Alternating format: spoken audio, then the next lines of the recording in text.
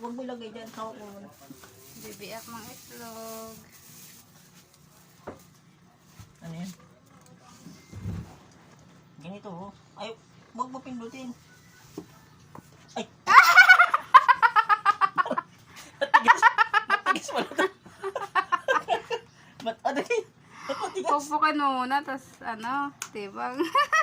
Wala, nambag ito sa ano. Hindi, ginadiretso kasi yan sa ulo. Mahina kasi pagka ano mo eh. Basag.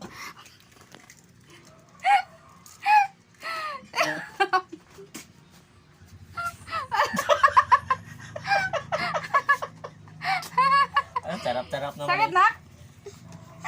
Yari, kamakti mo. Oh, hawak. Na!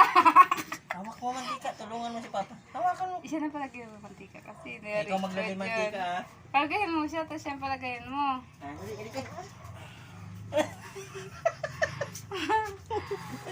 Binasaga ni Papa yan sa ulo ng itlog.